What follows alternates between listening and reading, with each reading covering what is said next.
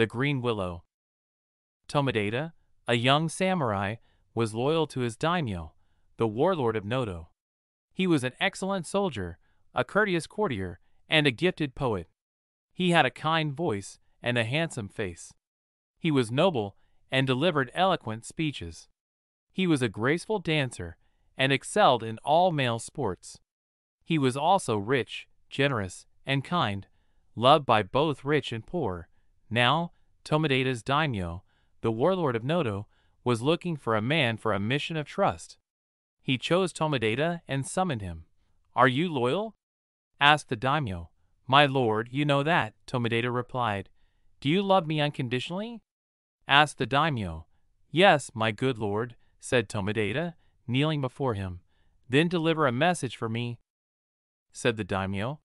"Ride as fast as you can. Don't spare your horse. Ride straight ahead. Have no fear of mountains or the enemy's land. Do not wait for a storm or anything else. Even if you lose your life, do not disgrace my trust. Do not look into the eyes of a woman on the way. Ride and bring me news as quickly as possible." So spoke the lord of Noto. Tomodata jumped on his horse, rode away, and began his search. He obeyed his lord's orders, sparing no effort or speed. He rode straight ahead, and was not afraid of steep mountain passes. He rode fearlessly through the enemy's land. When he was 3 days on the road, an autumn storm broke out. The rain poured down in a torrent. Tomodata bowed his head and continued to ride. The wind howled in the pine branches. A typhoon was blowing. The best poor horse trembled and could hardly keep its feet on the path. But Tomodata spoke to him and urged him on. He held his mantle tightly around him, and held on so as not to be blown away. And so he rode on. The fierce storm wiped out all the landmarks on the route and beat the samurai so hard that he became tired and almost fainted. The afternoon was as dark as twilight. The twilight was as dark as night. When night fell, the sky was as black as the night of Yomi, where lost souls roam and cry. By that time, Tomodata was completely lost. He found himself in a wild, lonely place where, as far as he could see, no human soul lived. His horse could no longer carry him. He wandered, with the horse on the reins, on foot, through vast marshes and over rocky and thorny paths. Finally, he cried out in despair, "Ah, shall I die in this wilderness, and shall the search of Lord Noto remain unfulfilled?" At that moment, a great gust of wind blew the clouds in the air. The moon shone very brightly. By the sudden moonlight, Tomodata saw a small hill on his right. On the hill stood a cottage with a thatched roof. In front of the cottage grew 3 green willow trees. "I give thanks to the gods," said Tomodata. He quickly climbed the hill. Light shone through the cracks in the door of the cottage. Smoke curled out of a hole in the roof. The 3 weeping willows swayed in the wind with their green foliage. Tomodata threw the reins of his horse over a branch of a weeping willow and called desperately for someone to let him in. Immediately, the door of the cottage was opened by an old woman. She looked poor but tidy. "Who rides through the land on such an evening, and what brings him here?" she asked. "I am a weary traveler, lost on the lonely heath. My name is Tomodata.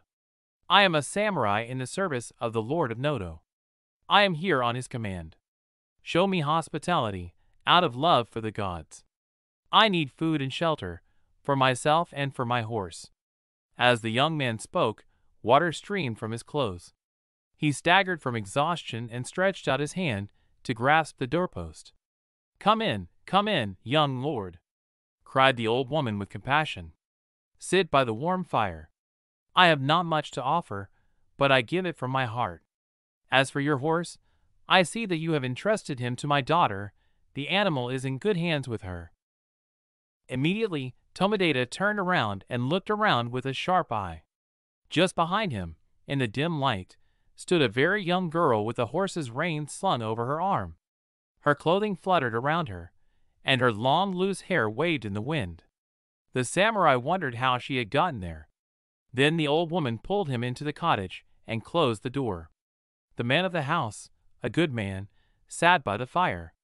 The two old people did their best for Tomodata.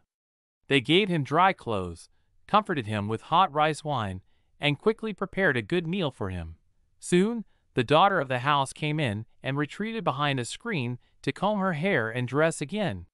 Then she came forward to wait on him. She wore a blue gown of self-spun cotton. Her feet were bare. Her beautiful long black hair was not tied back but hung straight down along her smooth cheeks. She was beautifully slender and graceful. Tomodata estimated that she was about 15 years old. He realized that she was the most beautiful girl he had ever seen. Finally, she knelt down beside him to pour wine into his cup. She held the wine bottle with both hands and bowed her head. Tomodata turned and looked at her. When she had finished pouring the wine and set the bottle down, their gazes met. Tomodata looked straight into her eyes, full of admiration. He had completely forgotten the warning of his daimyo, the Lord of Noto. "Girl," he said, "what is your name?" She answered, "They call me the Green Willow." "The sweetest name I have ever heard on earth," he said. Again, he looked her straight in the eyes. He looked so long that her whole face turned rosy. She smiled, but her eyes filled with tears. "Ah, you are on your way for the quest of the Lord of Noto," she sighed. Then Tomodata made this poem, "Long-haired beauty, do you know that I must depart with the red dawn? Will you let me go far away? Cruel long-haired beauty, say if you know that I must go with the red dawn. Why, oh why do you blush so?" The girl, the green willow, replied, "The dawn comes, whether I wish it or not. Please never leave me, never go away from me. My lord, I lift up my long sleeve, so." "Oh, green willow, oh, green willow," sighed Tomodata.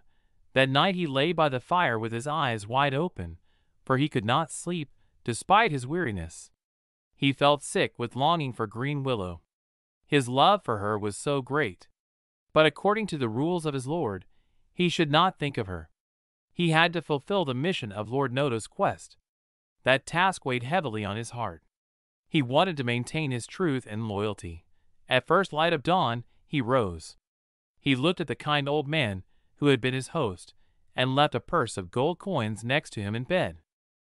The girl and her mother were behind the screen.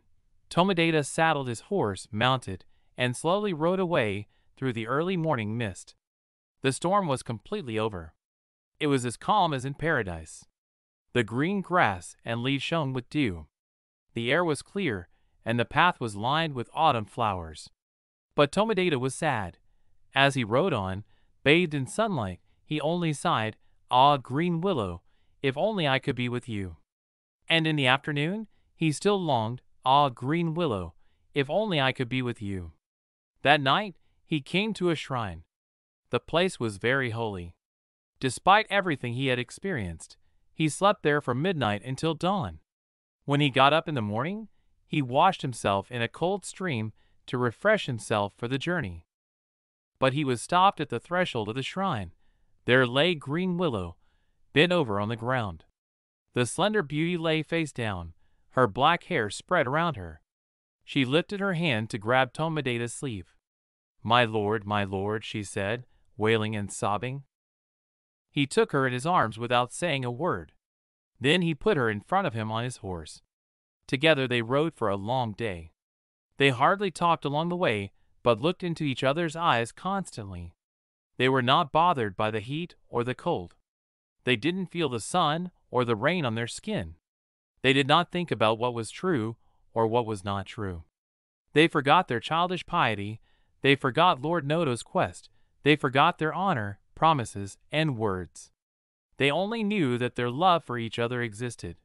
Finally, they arrived in an unknown city where they stayed. Tomodata wore gold and jewels in his belt. With that, they could buy a house of white wood, scattered with mats. In every dim room, the sound of the garden waterfall could be heard. Swallows fluttered around in the garden. Now they lived together here. That was all that mattered. So, they spent 3 happy years. These years were like garlands of sweet flowers for Tomodata and Green Willow. In the autumn of the 3rd year, when they went out to the garden together at dusk to look at the full moon, Green Willow began to tremble and shake. "My beloved, said Tomodata. You are trembling and shivering. That's no wonder, the night wind is chilly. Come, let's go inside. He put his arm around her. Then she let out a long and pitiful scream, very loud and full of fear of death. After her scream, she fell down with her head on her lover's chest. Tomodata, she whispered, say a prayer for me, I am dying. Oh, don't say that, my love, my love. You are just tired and have fainted. He carried her to the edge of the stream, where irises grew as big as swords, and lotus leaves were as large as shields. He washed water over her forehead and said, What is it, my love? Look up and live. The tree, she groaned, the tree. They have cut down my tree. The green willow. Then she slipped away from his arms. He threw himself to the ground but found only her warm and lovely silk clothing and her straw sandals with scarlet straps. In the years that followed, when Tomodata became a holy man, he traveled on foot from shrine to shrine and acquired many services. One time, at dusk, he found himself on the lonely heath. To his right, he saw a small hill with the sad ruins of a poor cottage with a thatched roof. The door swung back and forth, with a broken latch and creaking hinge. In front of the cottage stood 3 old stumps of willow trees that had long been cut down. Tomodata stood still for a long time. Then he whispered to himself, Long-haired beauty, do you know that I must go again with the red dawn? Do you wish me far away? Cruel long-haired beauty, tell me if you know that I must go with the red dawn. Why, oh why do you blush? Ah, foolish poem. May the gods forgive me. I should have recited the Holy Sutra for the dead, said Tomodata.